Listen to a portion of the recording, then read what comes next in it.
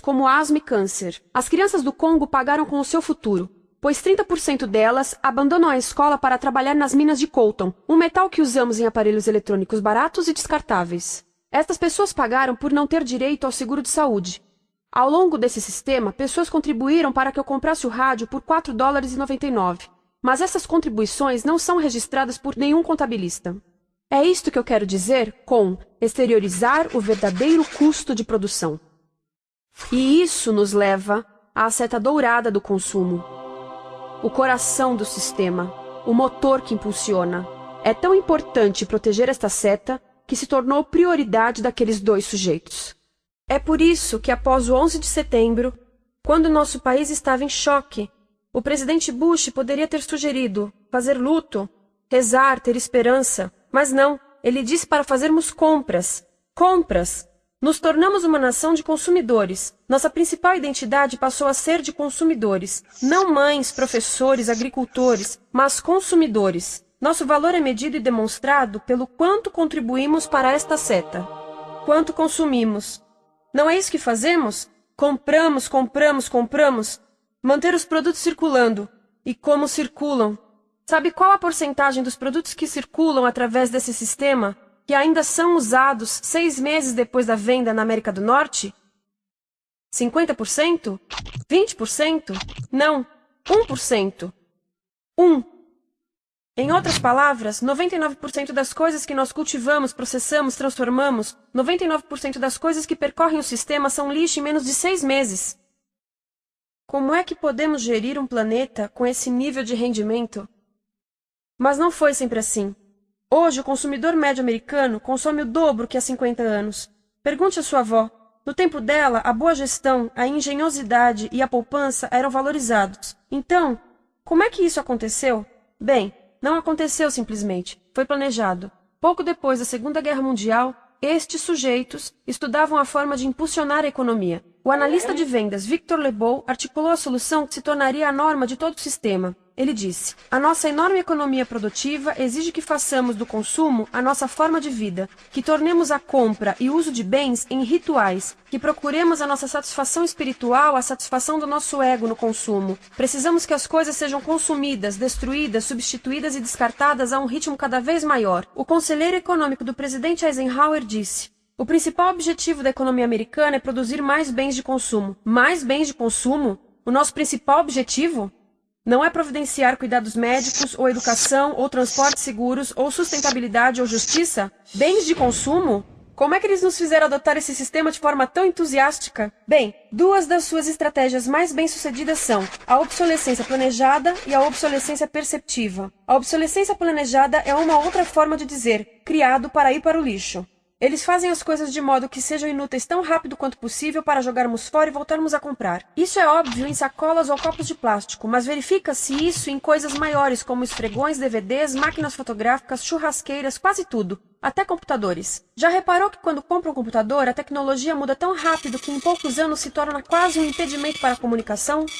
Fiquei curiosa e abri um desses computadores para ver o que tinha dentro, e descobri que a peça que se muda a cada ano é apenas uma pecinha no canto.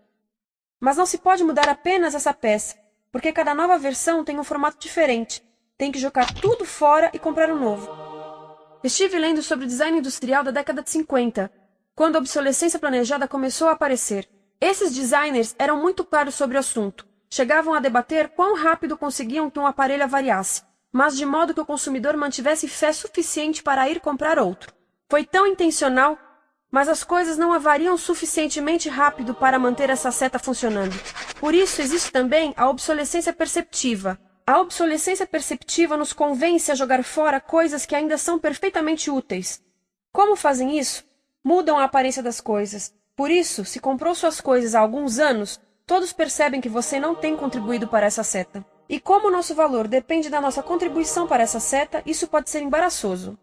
Por exemplo, se eu tiver o mesmo monitor de computador gordo e branco na minha mesa por 5 anos e a minha colega tiver comprado um computador novo, ela vai ter um monitor plano brilhante que combina com o computador, com o celular e até com as canetas.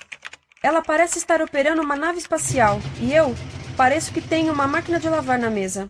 A moda é outro bom exemplo. Já se perguntou por que os saltos dos sapatos das mulheres passam de largos para finos num ano e no próximo de finos para largos? Não é por haver um debate sobre qual deles é mais saudável. É porque usar saltos largos num ano de saltos finos mostra que você não contribuiu recentemente para a seta.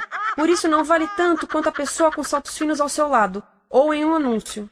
É para comprarmos sapatos novos. A publicidade e a mídia em geral têm um papel importante nisto. Cada um de nós nos Estados Unidos é bombardeado com mais de 3.000 anúncios por dia. Vemos mais publicidade num ano do que as pessoas há 50 anos viam em toda a vida. Qual é o objetivo de um anúncio se não nos fazer infelizes com o que temos? Por isso, nos dizem 3.000 vezes por dia que nosso cabelo está errado, nossa pele, nossa roupa, nossos móveis, nossos carros, nós estamos errados. Mas tudo se resolve se formos às compras. A mídia também ajuda a esconder tudo isto e isto. Por isso, a única parte da economia que vemos são as compras. A extração, produção e envio para o lixo acontecem fora do nosso campo de visão. Por isso, nos Estados Unidos, temos mais coisas do que tivemos antes, mas pesquisas mostram nossa felicidade declinando. Nossa felicidade teve seu pico na década de 50, a mesma época em que a febre consumista explodiu. Coincidência interessante. Acho que sei o porquê.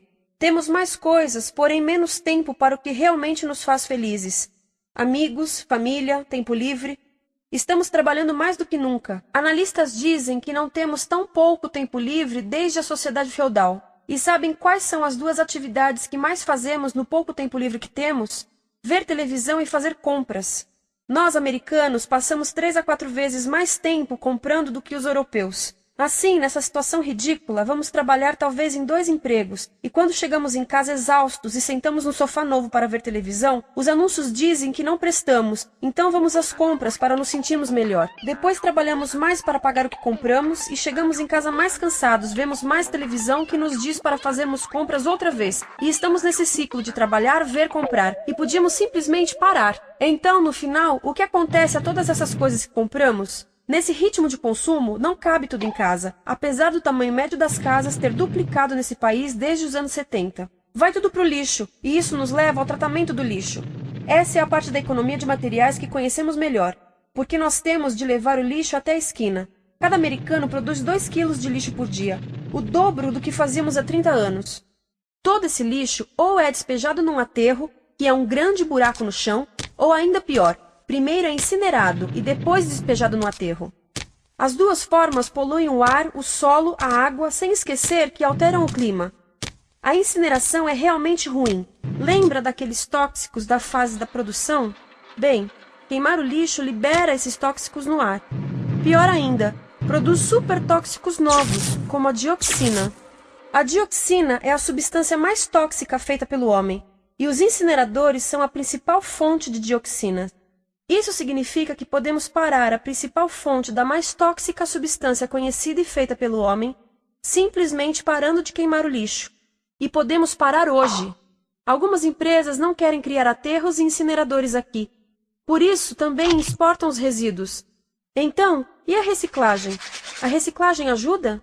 Sim, a reciclagem ajuda. Ela reduz o lixo nessa extremidade e depois reduz a pressão para minerar e colher mais nessa extremidade. Sim, todos devemos reciclar, mas reciclar não é o suficiente. Reciclar nunca será suficiente, por 2 razões. Primeiro, o lixo que vem das nossas casas é apenas a ponta do iceberg.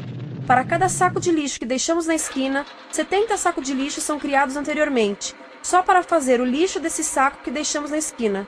Assim, mesmo que pudéssemos reciclar 100% do lixo das nossas casas, não se chegaria ao coração do problema. Além disso, grande parte do lixo não pode ser reciclado, ou porque contém demasiados tóxicos, ou porque é criado de início para não ser reciclável, como aquelas caixas de suco, que têm as camadas de metal, papel e plástico, todas coladas.